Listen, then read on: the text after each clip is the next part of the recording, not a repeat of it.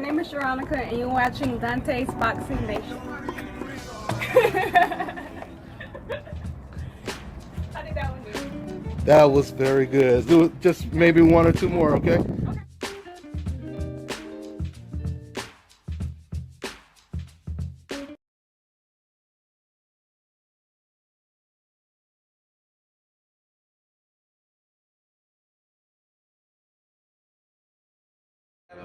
You haven't been in there with me.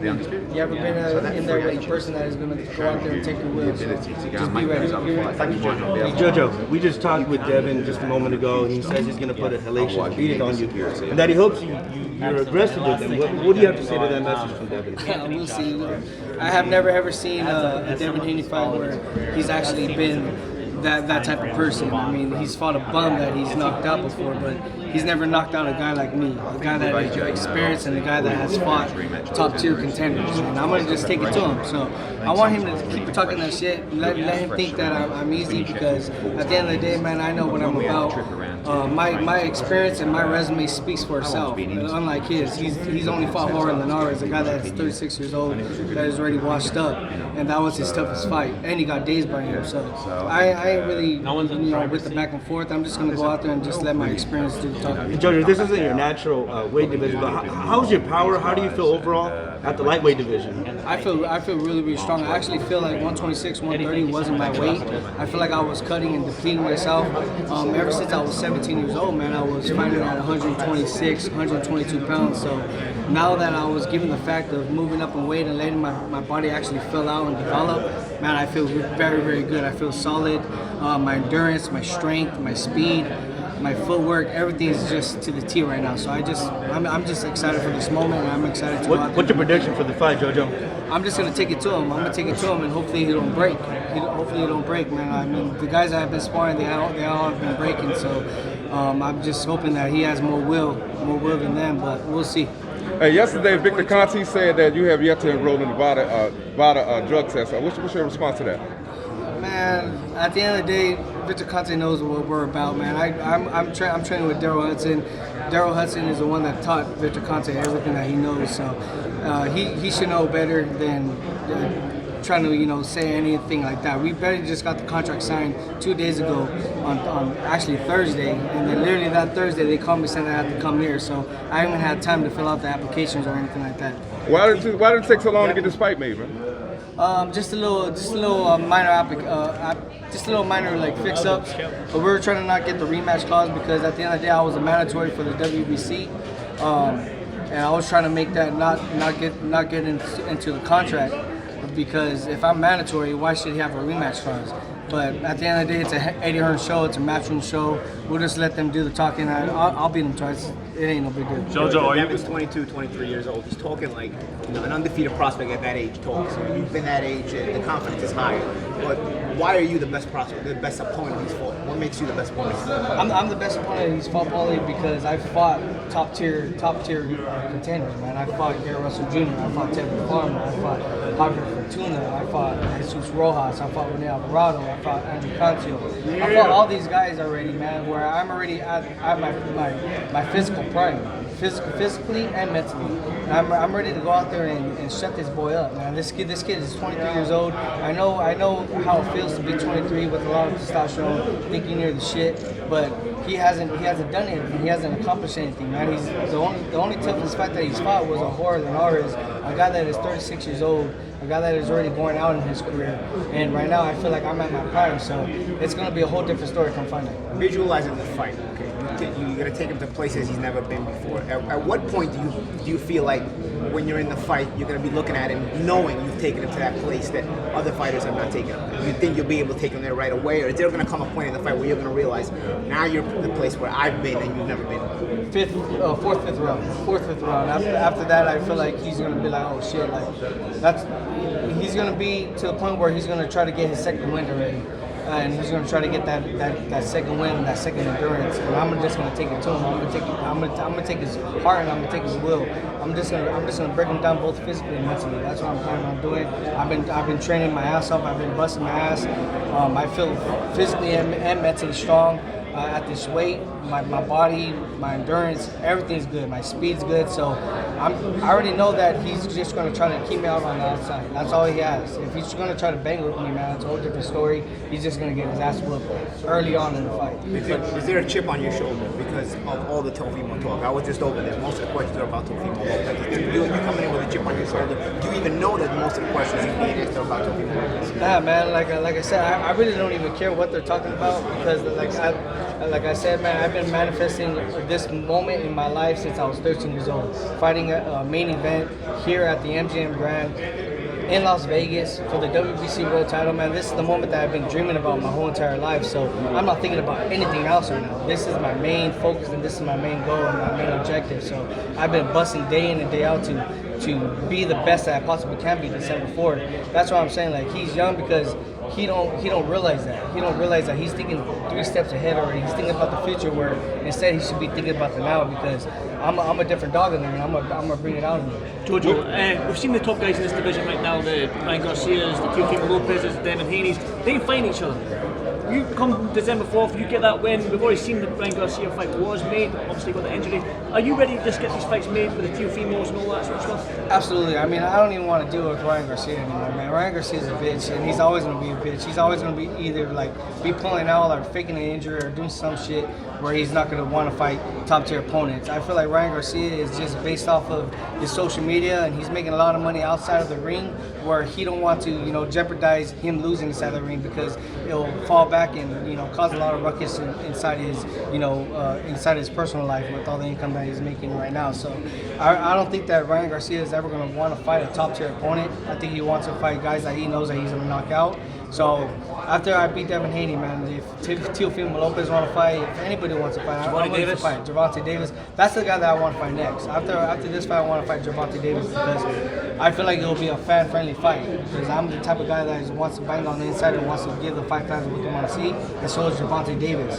Gervonta Davis is not like Devin Haney that's wanting to box around, run on his bicycle and just try to win and look cute.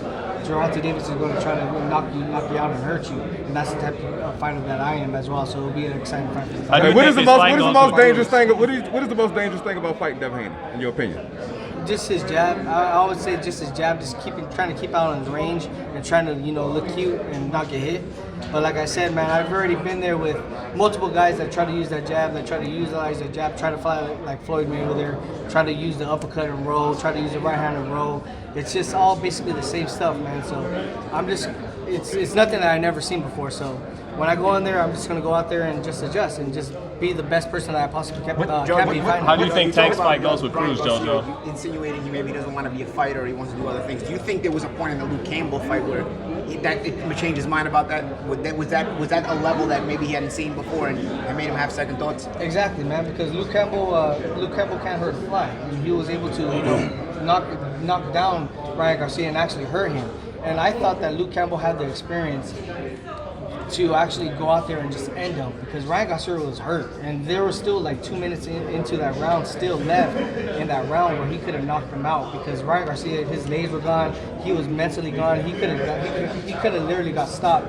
But I felt like Luke Campbell didn't have that dog in him where he could have just went for the kill. He wanted to go out there and just be the amateur fighter that he once was, where he wanted to keep fighting, technical and keeping out on the range and using that jab and stuff like that. Where instead, if he would have just, changed his game plan for that, just like 30 seconds, man, right that 30 seconds, he would have got him out of there. Could have been done. What's this Vada situation that Devin talks about, seeing that not a role or things that might be in jeopardy? Oh, and like I said, man, we just got the fight finalized on Thursday.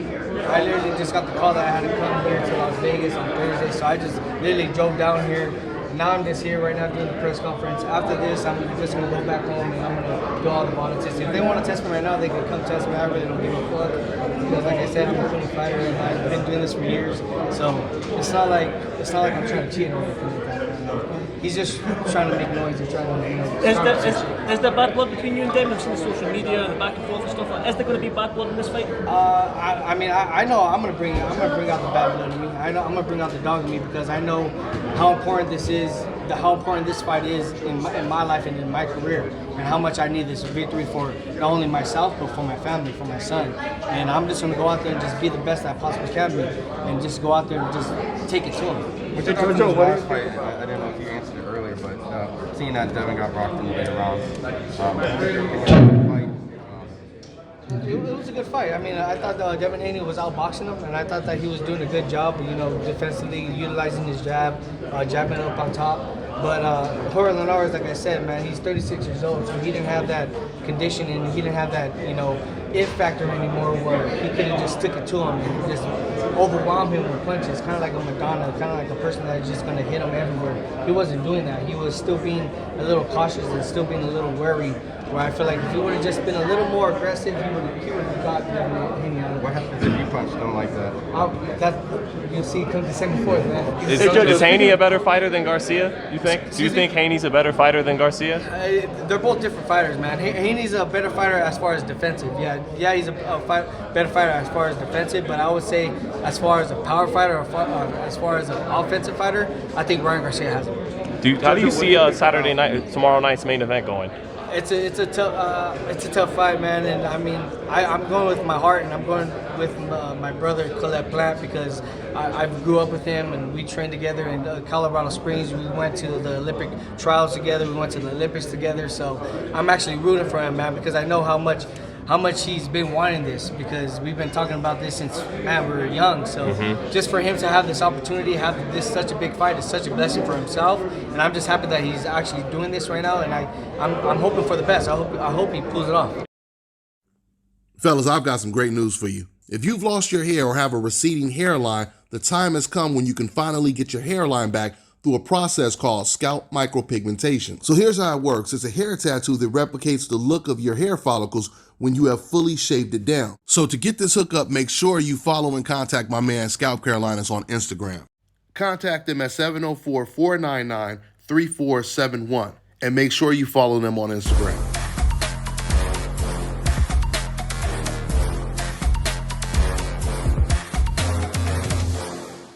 My name is Chris, and I'm all the way here from Anchorage, Alaska at ScalpCarolinas, and I'm here for my second treatment of SMP. Well, I was sitting at home one day and going over my Facebook page, and they have different, like advertisements popping up, and I saw one for SMP, and I saw some pictures of some guys, before and after, and I was looking at that, and it caught my attention, so I Googled it. SMP, nothing showed up in my area. So, I did a little more research, and all of a sudden, ScalpCarolinas popped up in the web browser. So I started watching his videos and seeing all the reaction from all the other people. We talked on the phone, we made appointments and everything. I sent him pictures, and he looked at them, and I was like, can you fix this? And, he pretty much said, no problem. My first session, he made me feel extremely comfortable. It was almost like I was talking to family. He started, and during the whole treatment, we talked and, about our families and our life, and, and things that he does and things that I do. And before I know it, the first session was over. When you see someone doing something that they love, as much as I see Enoch Glover love what he does, it shows in his work. I wouldn't point anyone in any other direction but here to North Carolina, ScalpCarolinas, to get this done.